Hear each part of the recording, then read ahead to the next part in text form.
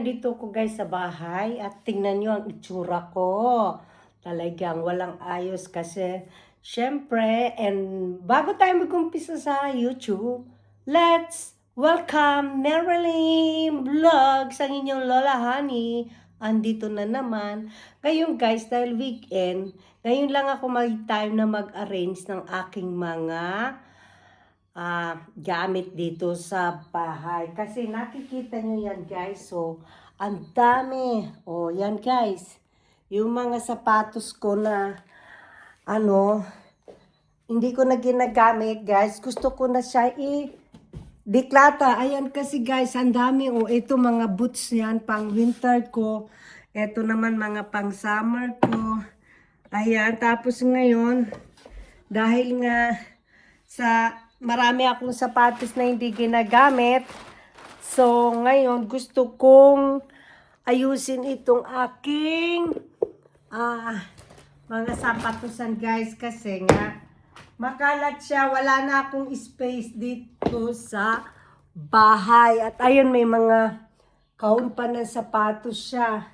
At ito naman, nilalagay ko na lang guys sa kahon kasi wala nga akong cabinet ng mga sapatos, kaya nilalagay ko na lang sa mga kahon para at least safe sa space. Tapos, pag kailangan ko siya, saka ko na lang siya ilalabas. So, iyan ang katotohanan ngayon. So, ayan tayo ngayon. Ang hirap guys pag wala kang space.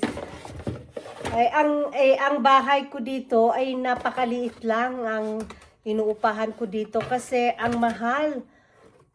Pag gusto mo ng malaking apartment, malaki din babayaran mo. Kaya, ayan, alam mo na, ang mga OFW, tiis-tiis lang talaga sa buhay. Kasi guys, syempre, ayan, mga sapatos yan, yan, sapatos, grabe. Sapatos. Yan, sapatos guys. Sapatos. Puro mga travel shoes. Kasi guys, alam nyo ba? Dati lagi ako naka-heels. Pero ngayon nga dito sa company na pinapasukan ko, bawal ang heels. Kailangan talaga naka-rubber shoes ka. Ayan, sapatos pa din. Kasi sinisiperate ko ngayon yung mga pang-summer kong sapatos kasi summer na ngayon. Ayan, sapatos. So, mahirap kasi guys. So, ayan, itong mga pang-summer ko yan dito. Yan, sapatos yan. Mga pang-summer. Kasi, so, ito, sapatos din. So, Philippines made pa yan. So, kaya ang dami. Maraming sapatos na hindi ginagamit. Kaya itabi-tabi na lang muna natin. Ayan, ito yung mga pantrabaho. Grabe. Ito, itatapon ko na siya. At ito actually, matagal na to guys. Alam mo kasi, matagal ako guys mag-let go ng mga bagay na yung pinaghirapan mo ba na bilhin, yung paghihirap mo sa trabaho, tapos may binili ka isang bagay, tapos kahit konting sira lang ba guys, hindi mo siya ma-let go kasi parang nangihinayang ka na ganon. Kagaya nito, ang tagal na nito sa akin, siguro mga na to sa akin, 7 years. Tapos pang walk-in ko lang to. Dapat niya itatapon ko na to, kaya nasabi ko pang walk-in ko na lang to kay Patcher pag pupunta kami sa bukid ni Patcher ba. Tapos, ayan, pantrabaho. Tapos, ito pantrabaho. Tapos, ito pantrabaho kasi allowed lang kami guys sa work ko na mag-rubber shoes pag mag-work. Kasi yung sahig sa trabaho ko, sa company ko is totally pure na kahoy ba.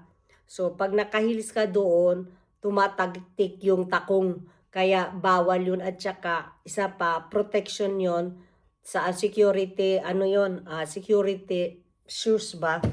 Ganon. Kaya ngayon, ayan, mga diklata. So, ito, Converse. Ito guys, hindi ko pa rin to nagagamit. Never ko nagamit to once dito. Pero ngayon, sama. Kasi, minsan kasi, nakakalimutan ko na kung ano mga laman ng kahon ng sapatos ko. Kaya, ngayon, ang gagawin ko, magsusulat ako kung ano ba to, rubber shoes o sandal, ganyan, para alam ko kung ano dadamputin ko sa susunod. Kasi grabe na siya, guys. So, ayun pa guys. So, mayroon pa dun sa taas ng mga kahon. Hindi ko na alam kung ano laman niyang mga yan. So, grabe. Kaya habang weekend, ako kasi pag weekend, pag ako may day off, guys, hindi ako mapapakali na wala akong ginagawa sa loob ng bahay. Parang workaholic na ako. Hinahanap ko na yung magtrabaho ako dito sa loob ng bahay ko. Yan. Tsaka kasi dito, weekend lang ako may time na mag-ayos-ayos, maglinis. Kasi pag Monday to Friday, ayan, wala akong time na mag-ayos ng bahay ko. Kasi syempre, gigising ako ng 5 o'clock in the morning. Tapos 6 o'clock, aalis na ako galing work. Papuntang work pala. And then, uuwi ako ng alas 5 ng hapon. So, pag uwi ko, kakain na lang ako, matutulog. Kaya, wala na akong time na mag-ayos. So, kaya ngayon, may oras ako, guys. So, ayan. So, balikan ko kayo mamaya, guys.